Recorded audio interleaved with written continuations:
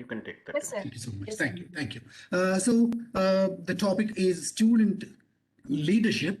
You already participated in that Padlet and also Slido and other. I think you are familiar with that, I believe. All those who have access to data or maybe internet can participate in one more similar exercise. Towards the end of BSR's presentation, he asked you to consider what's not leadership, what's leadership. I'm asking you the same question again, but in a different format. The question is, what makes a leader? Maybe you can contribute whatever you think contributes to making a leader, what makes a leader, what makes a leader. There was also a question about whether leaders are born or leaders are made, and your answers were quite interesting. And of course, towards the end, it was clarified that leaders are not only born, but they can be made too. So on that note, you can please go to Menti, and I think you can go to your browser, type Menti, and choose join a presentation. And once you join the presentation, you can just type this number 80239868.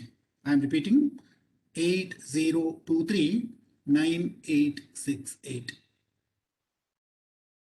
Yeah, I think I'll post that in the chat box also. Yes, I've posted the number in the chat box. You can refer that in case you need. You contribute. There is a question there. The question is what makes a leader? You can give up to 3 answers. And in case you have more than 3 answers, you can give one more time also. You can enter a second time also. You can give multiple answers rather. Just begin contributing your answers. In the meanwhile, I'll also go there. I'll stop sharing this and then, yeah, I'll share the Menti screen. One second.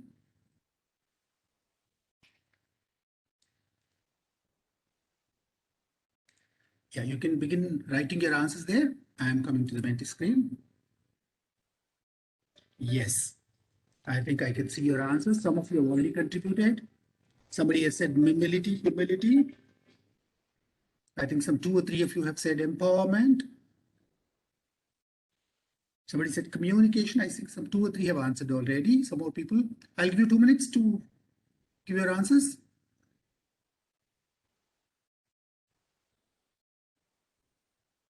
Good. Humility again. Visionary. Wonderful. Responsibility. Listening capability. All right. Good.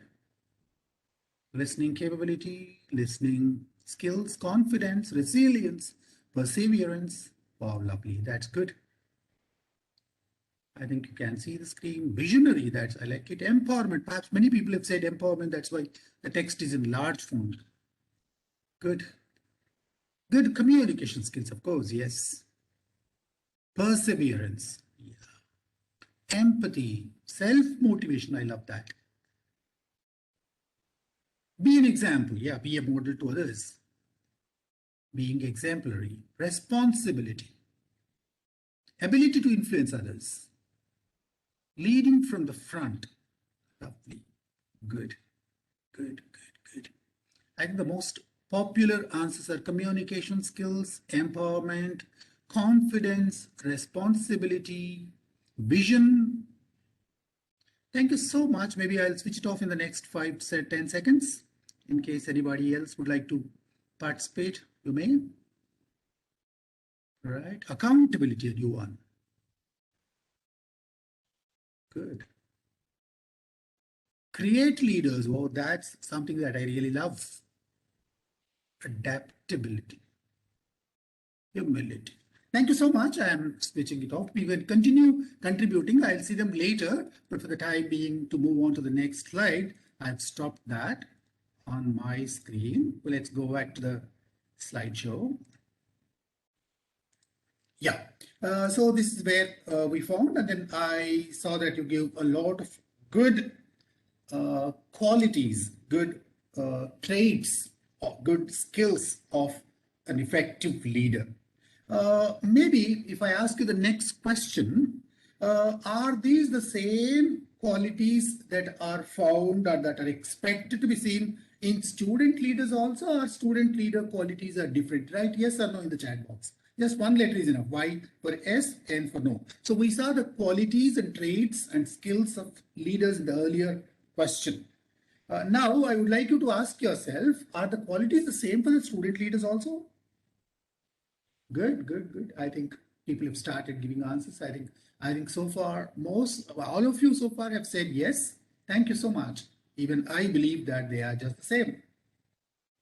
Good.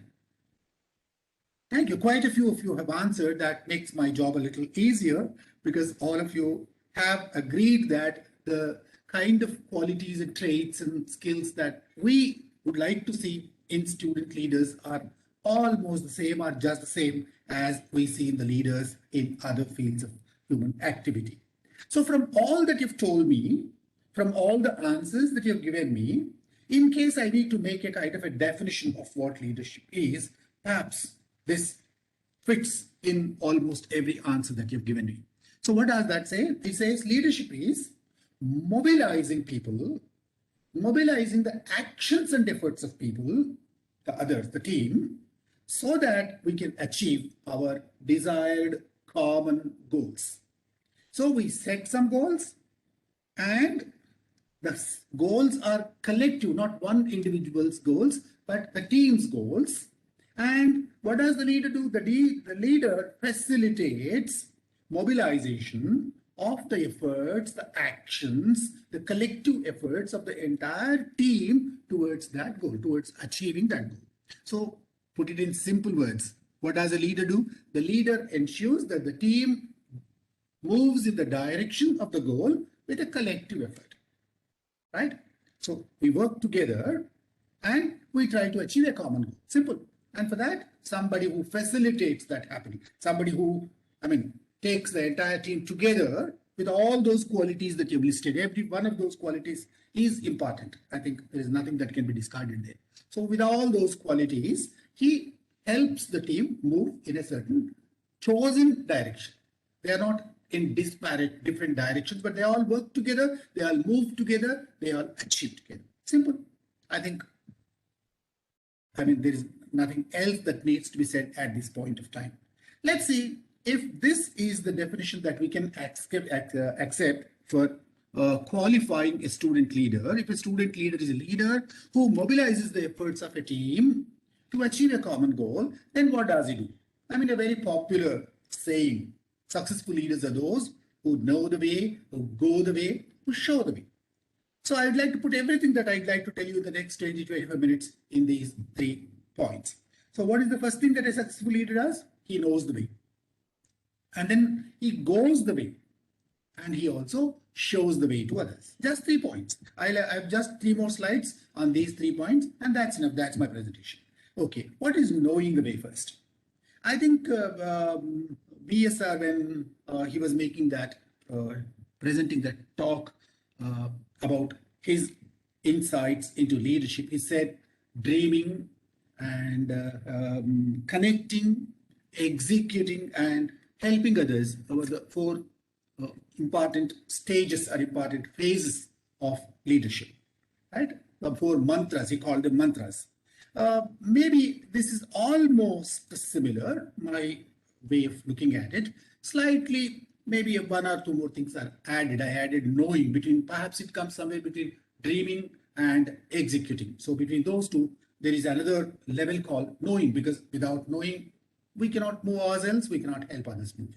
So what is this knowing? When I say the leader must know the way, what does it mean? Knowing means, I already know I am a student, I already know my subject, I already know what course I am doing, I already know what job I want. Is that all that we mean when the leader should know the way? No, the leader has a bigger responsibility. So how do we know? Suppose you are a student doing your engineering. You want to know. What does that mean? So knowing is just going to the library, perhaps, and sitting there and then referring to a book, or maybe sitting in the classroom, listening to the teacher and making some notes if you are a good student, and taking it home, preparing for the examinations, passing the examinations. Is that knowing the way? I think, of course, that is knowing the way, but it's a lot more. Knowing the way is not just depending on the library books, not only just taking notes in the classroom and listening to the lectures, but it's little more. What's that little more? So that little more is, apart from listening to the lectures and reading books, it is also tried out in the laboratory, in the college itself, but more important than that, outside the college, right? Beyond the classroom, you have some skill of trying it out, experimenting with that, applying that. So that is also reading. Reading is not only the books, reading people, reading situations, reading circumstances, reading the world, right? I think VSR made lots of points about how you can look at your own surroundings, and then, I mean, he gave you a larger perspective of working towards the sustenance of the environment, right? So reading is a lot more. So read your books, read what's available. Read means, I mean, take cognizance of, learn, improve your knowledge and wisdom. So not only the books, but go beyond that, work in the laboratory, gain some practical knowledge, apply that, go out, and then more important than what happens on the college campus, work outside to gain some experiential wisdom and relate it to whatever you learn here, relate it. So that is observation. No reading, come observe, because we are talking about knowing the way. So when do I know the way? When I know where I am going, why I am going there, and how can I go there, and what helps me go there, what are the resources that I need, who are with me, who are not with me, what's leadership, what's not leadership. If you know answers to these questions, it becomes easier for you to go there and also take your team there. So that's the first stage. So we read, we observe. What do you observe? I've just told you, you observe nature, you observe the world, you observe the environment, you observe people, and most importantly, observe yourself. There is a lot to know about yourself. It's a self-examination, self-analysis, SWOT analysis. So if you look within, perhaps there are some answers there. And most important answer that you find there is, when you know where you are, it becomes easier for you to go where you want to go. Many students do not know where they are. Many students do not know, unfortunately, where they want to go. I worked in colleges, especially in rural areas, for longer than 36 years. That's why I mean, this is unfortunate. I mean, I cannot blame the students because there are many factors that contribute to that. But students do not have a real vision. They do not have dreams. They don't have big dreams either. And they fail to read, they fail to observe, they fail to make the most of the opportunity that's available to them. So I must congratulate organizations like this, which are giving you, which are substituting that, I mean, limiting factor to you, right? So you read, you observe the world. And then wherever necessary, you also can consult. Consultation also is a form of knowing. I think these organizations, I think the previous panel speaker told you that they are willing to offer you, right, support. I mean, what a wonderful opportunity that is. And perhaps your teachers are your consultants, right? Your colleagues in your classroom sometimes are your consultants. Maybe your senior students in the higher levels, higher classes, are perhaps your consultants. Maybe there is a mentor that you have outside. Maybe a friend you have who can help you. Maybe your family, you're a very educated member of your family or a learned member of your family can help you. Whoever, wherever, in whatever form, consultation is available, right? Whatever you know, you substantiate it further, right? You build on that further by consulting others. The consulting also is a way of knowing the way. And then finally, you also need to analyze. Just don't accept everything that comes to you, but analyze it. Synthesize that, right? I mean, observe it a little more carefully and see whether this works or not. This is useful or not. This is good or bad. This is right or wrong. This is false or true. So you must be able to analyze, discriminate, right? Evaluate, assess, so that you know it right and you know it fully. So all this is knowing the way, and when you know the way, you move in the direction of your goal. So students, please consider these 4 different ways of knowing what you want to know. Begin from the classroom and move on to the laboratory, move outside the classroom, look at the world, keep watching things that are happening around, take cognizance of them, continuously apply your mind, analyze, and then that's the time when you tell yourself that you know the way. Once you know the way. So it actually started with dreaming, as I told you just now. So dreaming was the first stage. After you dreamt of something, I mean, just dreaming is not enough, no? Dreaming does not take you anywhere. Dreaming is not even step one. Dreaming is step zero, actually. So if you want to move from step zero to step one, knowing is important. Dreaming is just in your mind, but to put into action, to take the first step, knowing is the first step. So take your studies a little more seriously.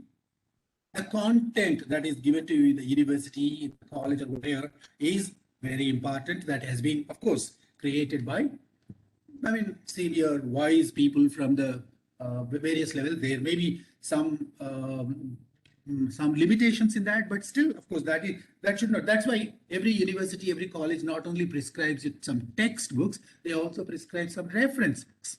Knowing does not limit to reading the textbook, so you must go beyond that. So reading, observing, consulting, analyzing are some of the things that contribute to you. When you tell yourself that you know the way, you are ready to go the way. So when you want to go the way, what do? The next thing that you do is you begin working in the direction of going the way. Going the way means you are going, you have begun going, right? How do you do that? To go the way, one of the first and the most important qualities that going the way is something like executing. That, I mean, in the earlier presentation, it was called execution. That's what I call going. So you are going the way. So when you are going the way, you need a few qualities as a leader. What is the first thing that you need? Passion. Nothing in this world can be achieved. Nothing big in this world can be achieved without passion. So you must do something only if you're passionate about that. Otherwise, you must leave way to somebody else who can do it better. Instead of wasting your time and the world's time here and doing something incompetently, right? Something, I mean, that instead of improving the quality, destroys the quality, don't be there. Do something passionately, where your heart is. I think there are tests to find out where your heart is. There are tests to find out. I just made a mention of your SWOT analysis, SWOT analysis, whatever that. There are tools that are available to help you know what you are, where you are, what are your opportunities, what are things that are standing in your way, what are, I mean, inhibiting your progress. And once you have an analysis of that, once you look within and ask yourself all these questions, you are ready to go the way. Ask yourself whether you are really passionate about this. If you're, that's one of your strengths, if that's your passion, if your heart is there, it becomes very easy for you to go the way. Maybe if you are not passionate, as I told you just now, it's better to leave that and then think of something else that you can do better. Right? Don't go into an area where you do not have your heart. Right. So passion is one of the most important qualities to be a successful leader. So apart from passion, there are a few other things that you need. What is that? Focus.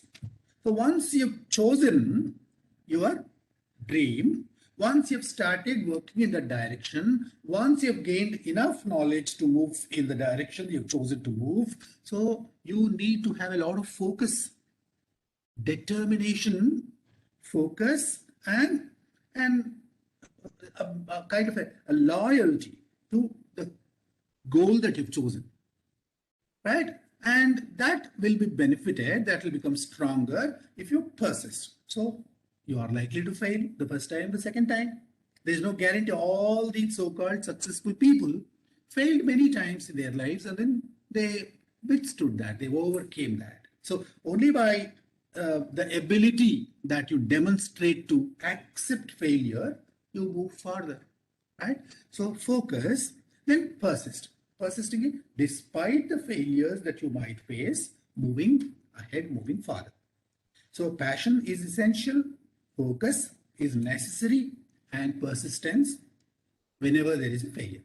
And execution is possible when you are working in a team, like in a kabaddi match or a football match or a cricket match, whatever you might have seen. People work together with a common vision, with a common strategy, with a common goal, then only they succeed.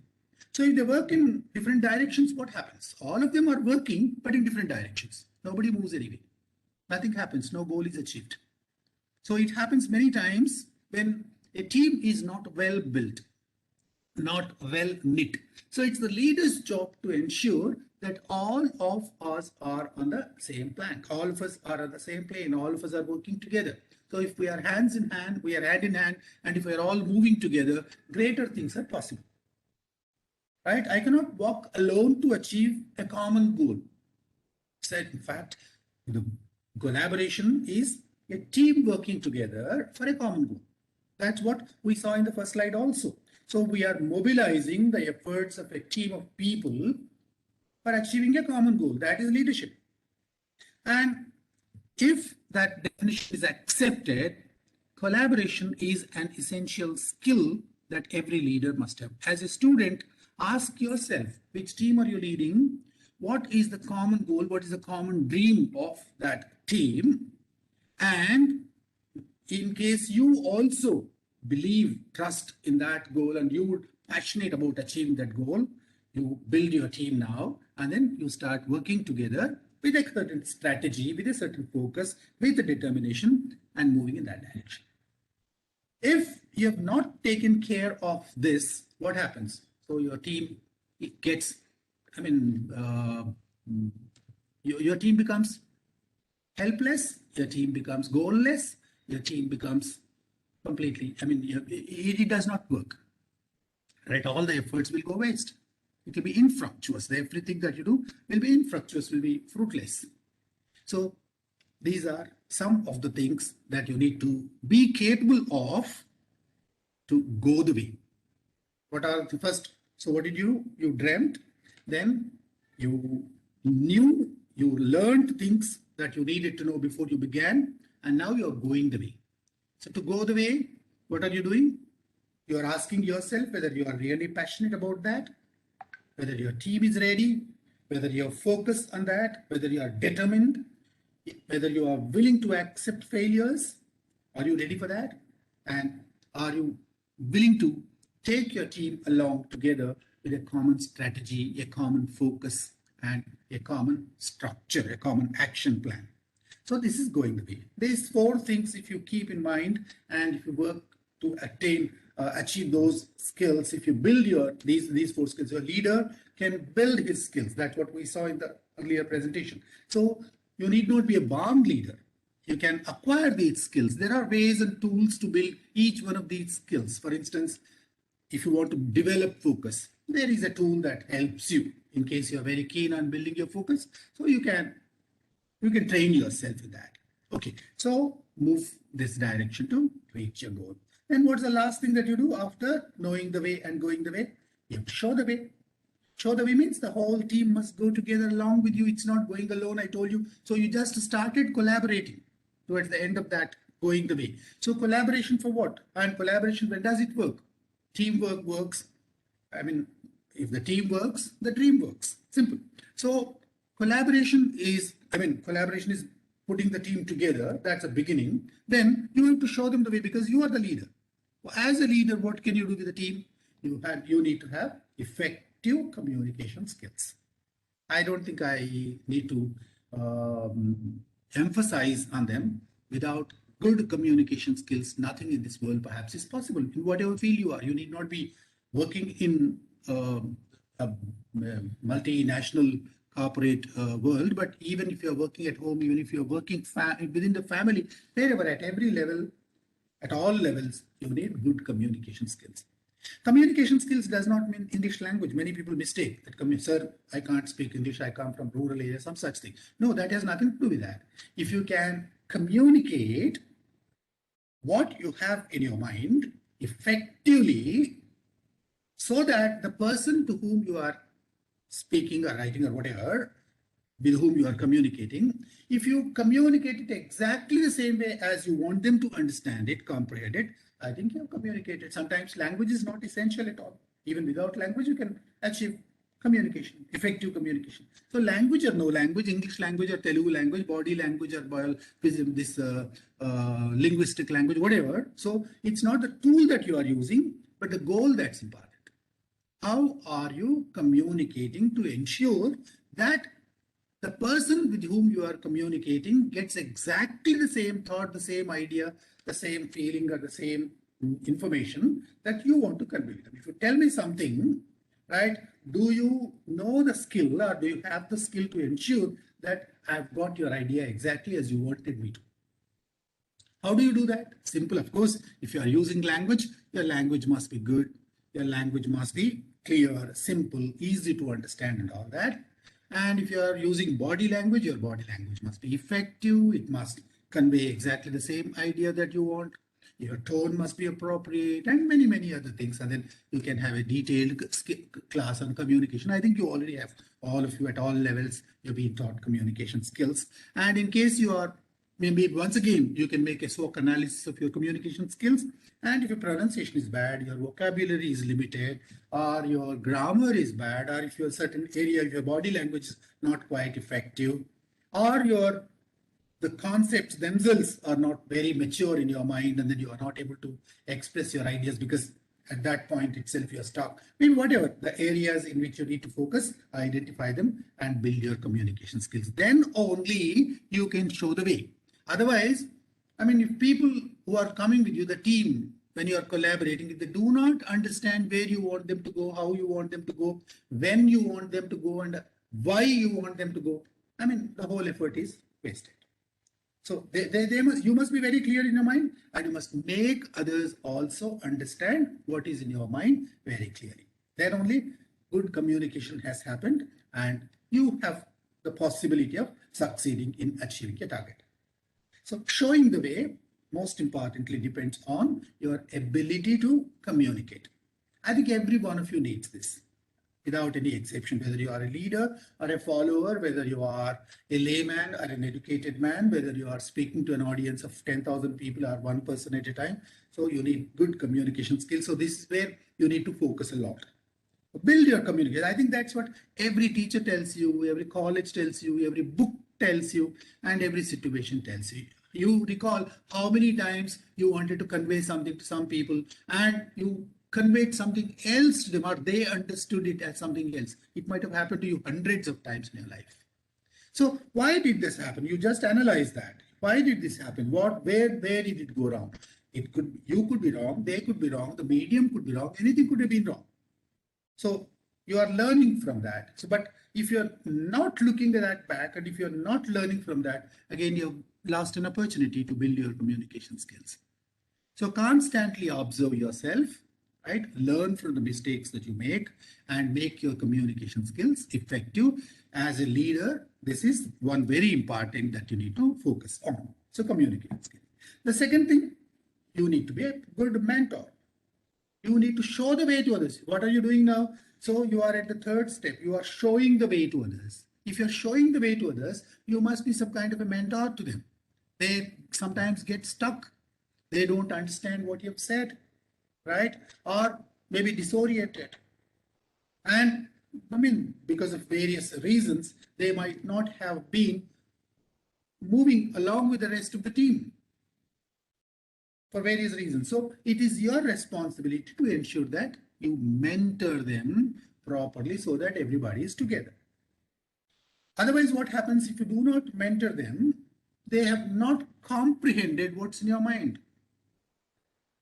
Or maybe somebody needs more support than others. So there is somebody in the team who needs greater support. So you must be willing to give that. Mentoring is some kind of teaching, supporting, helping, guiding, tutoring, coaching, whatever. So all that put together. So you must be mentoring. Sometimes a successful leader need not mentor his followers himself, but he can delegate this responsibility to others. So if you have a team, suppose there are 100 students in your class, and for a certain project, so you have been identified as a leader, or you've chosen yourself, right? You have made yourself the leader of that team for that particular cause, for that particular project. In that project, all these remaining 99 people are coming with you, or maybe they may come with you if you show them the right way, or if you have faith in you. So how do you do that? So first, you know the way, you know what you are doing, you know why you are taking those 99 people with you, and you know in which direction and why you are going, and all that you know already. Now you have taken that lead, and then you are willing to fail, you are willing to experiment, you are willing to build a team, and you are willing to guide them, etc., etc. Now you are showing them the way. All of them have to come with you. So you have communicated to them exactly the purpose of what you are doing, and then you have told them how we are going at what pace. For instance, all of you are holding hands together, and if one walks faster than the others, some people get left behind. So you have to walk at the same pace. That's a physical example. But in a real life, in real life situations, so how do you all have to move at the same pace, in the same direction? If somebody pulls this side, somebody pulls that side, you go nowhere. So communication skills and mentoring skills you need to build as a leader. Then you need to have compassion. I was just speaking to you about some people who may not be equally good. All of them are not built of the same material, though many of them have the same potential if properly utilized. So you need to have compassion. Sometimes you need to put yourself in the shoes of the other person, your followers, and ask yourself how life would be, how this would be, how this would be achieved from their standpoint, from their point of view. So if you have the capacity to put yourself in their position, look at life from their point of view, put yourself in their shoes, it becomes easier for you to understand what's happening and then give them the right direction. So you must be compassionate, kind, etc. And the last thing that you need to do if you want to show them the way is to recognize, appreciate. Give them appreciation wherever it is due. Somebody has made an achievement and you appreciate that. Say thank you, say congratulations, say good, say hi, whatever, in whatever format.